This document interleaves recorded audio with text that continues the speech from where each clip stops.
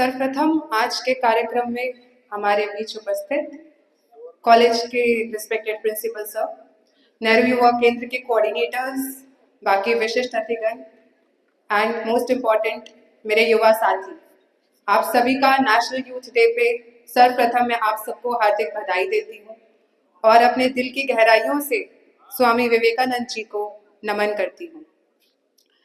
आप सबने शायद मेरे यहाँ आने से पूर्व स्वामी विवेकानंद जी के बारे में एक बात जरूर अभी सुन ली होगी। उनका हमेशा फेमस शिकागो का भाषण जो कि उन्होंने 11 सितंबर 1893 को दिया था। मैं आप सबको बताना चाहती हूँ, क्योंकि आप सब युवा हैं मेरे साथ, कि उस वक्त स्वामी जी की उम्र केवल और केवल 30 वर्ष थी और उनके द्वारा जो भाषण शिकागो में दिया गया उसकी महत्व आप इस बात से समझें कि वो 1893 था, आज का 2024 नहीं। आज हम एक इंडिपेंडेंट कंट्री है, एक आज़ाद देश है, आज हमारा विश्व में वैसे भी एक नाम है, लेकिन 1893 वो वर्ष था जब हम गुलाम थे, हम एक आज़ाद देश नहीं थे और विश्व में भारत को वो दर्जा नहीं मिलता था जो एक आज़ाद देश को मिलता था। लेकिन उस समय भी 1893 में भी हमारे देश के एक संत ने शिकागो में एक ऐसा भाषण दिया जिसके केवल पहले 5 शब्दों के बाद वो पूरा हॉल, जिसमें 7000 के अप्रॉक्स लोग विश्व के विभिन्न एरिया से आए थे, वो हॉल 2.5 मिनट तक तालियां बजाता रहा। तो सर्वप्रथम आप सबको ये एहसास होना चाहिए कि हमारे देश के एक ऐसे सुपुत्र ने हमारे देश का नाम 1893 में अपने भाषण से पूरे विश्व में जो रोशन किया, हम आज उनको, मैं चाहती हूँ आप सभी मेरे साथ नमन करें और उनको एहसान जो हमारा उन्होंने हम पे किया कि पूरे विश्व को हिंदू धर्म के बारे में जागरूक किया, आज हम सब उनको दिल की गहराइयों से याद करें।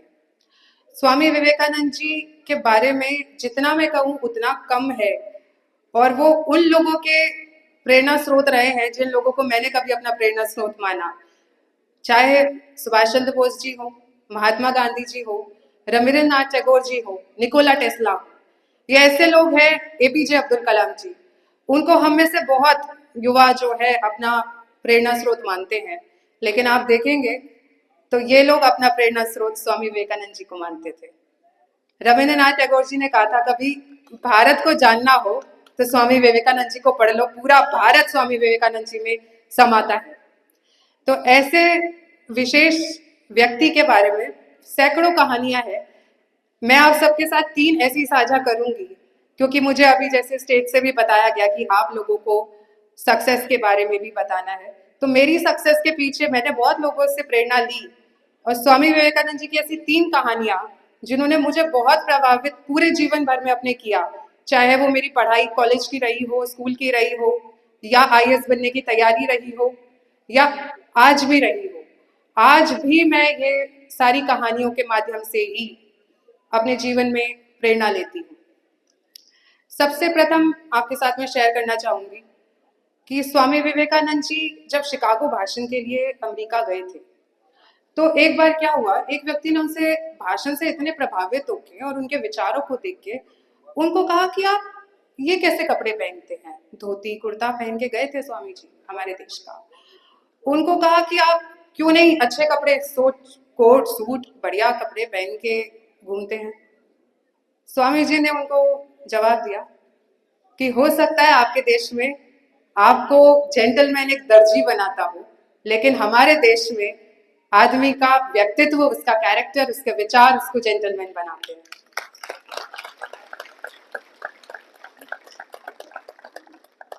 दूसरी कहानी स्वामी जी की तब की है जब वो नरेंद्रनाथ दत्त थे, उनको स्वामी विवेकानंद जी का नाम भी नहीं मिला था।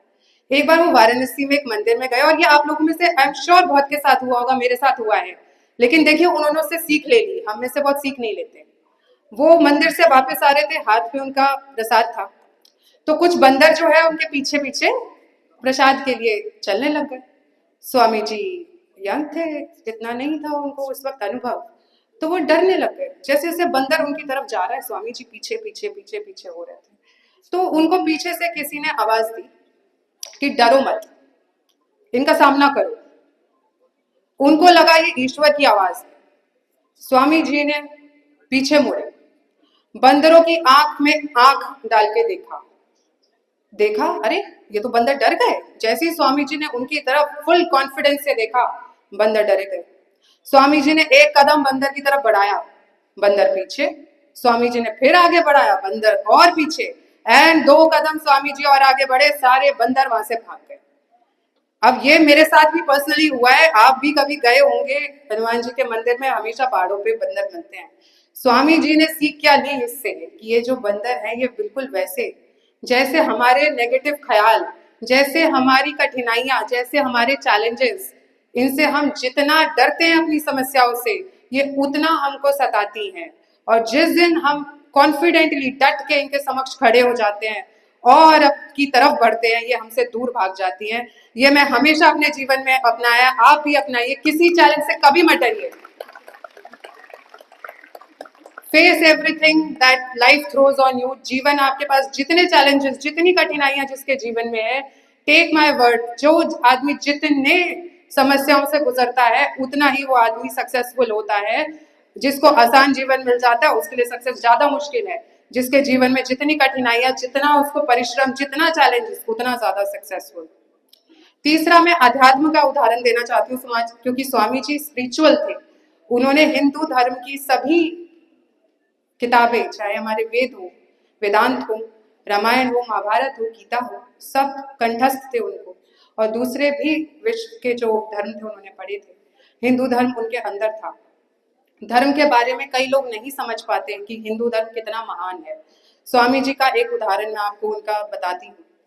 एक बार स्वामी जी के गुरु श्री रामकृष्ण परमहंस जी, उन्होंने अपने सभी शिष्यों को गुरुकुल में कहा कि अपने घर से एक मुट्ठी चावल चुरा के लाना, तुम कल सब गुरुकुल के लिए चाहिए। लेकिन ये इंश्योर कर लेना कि तुमको चावल चुराते वक्त कोई देख ना ले। कंडीशन ये है कि जब आप चावल लाओगे मुट्ठी भर, कोई भी आपको देख ना रहा हो। तो ठीक है, सब घर चले गए शिष्य। अगले दिन आए तो रामकृष्ण जी ने पूछा, लाए हो चावल? सभी शिष्यों ने मुट्ठी भर खोला, दे दिए चावल।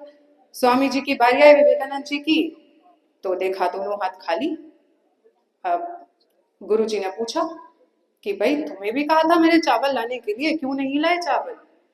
तो स्वामी विवेकानंद जी ने कहा कि गुरु जी, आपने कहा था चावल तब लाना जब कोई देख ना रहा हो, लेकिन ईश्वर तो हमें हमेशा ही देख रहे होते हैं, तो मैं कैसे ला सकता था? तो ये है हमारा हिंदू धर्म जो कहता है ईश्वर हमारी तरफ चारों तरफ हमेशा है। वो हर व्यक्ति में है, हर वस्तु में है, हमेशा हमें देखते हैं, सार्वभौमिक है। और हम कभी भी कोई गलत चीज करते हैं तो ईश्वर देख रहे हैं। और हमेशा हमारा आचार, विचार, व्यवहार ऐसा होना चाहिए कि हमें ईश्वर हमेशा देख रहे हैं। तो ये मैं भी अपने जीवन में मानती हूँ कि जो भी मैं कार्य करती हूँ, मैं हमेशा ये बिलीव करती हूँ कि मेरे आसपास ईश्वर है, मुझे देख रहे हैं, और मैं कभी कुछ गलत करूंगी तो वो ईश्वर देख रहे हैं। वो सर्व अंतर्यामी है, सार्वभौमिक है, हर जगह उपस्थित। ये हमारा हिंदू धर्म हमको सिखाता है, जो इतना महान एक धर्म है जिसको विश्व आज पूरा मानता है कि हिंदू धर्म एक सर्वश्रेष्ठ धर्म है। ये 3 कहानियां, और यही धर्म के बारे में जब स्वामी विवेकानंद जी ने शिकागो में भाषण दिया, आप सब, मैंने अभी बताया था कि हम उस वक्त आजाद देश नहीं थे।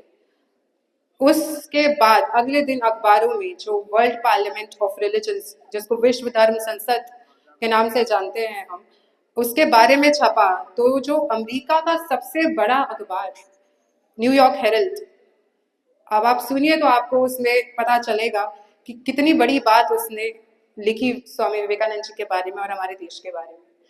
उन्होंने लिखा कि शिकागो पार्लियामेंट के अंदर बहुत सारे वक्ता विभिन्न देशों के आए, लेकिन सबसे अच्छा वक्ता भारत का एक संत था। उसके भाषण के आगे बाकियों का भाषण कुछ भी नहीं था। और उन्होंने, अगली बात और अच्छी है, वो सुनिए। उन्होंने ये कहा कि जिस देश का धर्म, जिस देश में इतने अच्छे संस्कार हैं, उस देश में क्रिश्चियन मिशनरीज को भेजना बेवकूफी होगी। यानी अमेरिका ने ही ये मान लिया कि हिंदू धर्म जिस जगह से जन्मा उस भारत में क्रिश्चियन मिशनरी को भेजना बेवकूफी है, उनका धर्म तो वैसे ही सर्वश्रेष्ठ है। और ये स्वामी विवेकानंद जी के 30 साल की उम्र के भाषण से पूरे विश्व को पता चल गया। तो ये है हमारे स्वामी जी। आज आप सबके बीच स्वामी जी को याद करके मेरा दिल गर्व से भी भरता है, उनके प्रति इज्जत से भी भरता है, और इस बात से भी कि मेरे जीवन में जो मैंने हासिल किया उसमें उनकी सीखों को मैंने बहुत यूज किया है, प्रेरणा ली है। शायद इसीलिए आज मैं भी आप सबके समक्ष आपकी उपायुक्त के तौर पे, एक IAS ऑफिसर के तौर पे मौजूद हूँ। मेरे दिल की गहराइयों से पुनः मैं उनको नमन करती हूँ। और एक बात जो स्वामी जी ने कही, जो मैं चाहती हूँ मेरे सारे युवा साथी इस चीज को गांठ मार ले, अगर समझ ले तो कुछ भी मुश्किल नहीं है। आप जो बनना चाहो आप बन सकते हो। स्वामी जी के खुद के शब्द में उन्होंने कहा था, उठो, जागो और तब तक मत रुको जब तक लक्ष्य प्राप्त ना हो जाए। ये स्वामी जी के शब्द थे जो ये हमें बताते हैं कि निरंतर हमें अपने लक्ष्य की तरफ बढ़ते रहना चाहिए। तब तक हार नहीं माननी जब तक मंजिल हासिल ना हो जाए, लक्ष्य प्राप्त ना हो जाए। और अगर आप ऐसे चलते रहेंगे तो हर सफलता आपके कदम चूमेगी। ये स्वामी जी का विश्वास था, मेरा विश्वास है आप सबका होना चाहिए। धन्यवाद।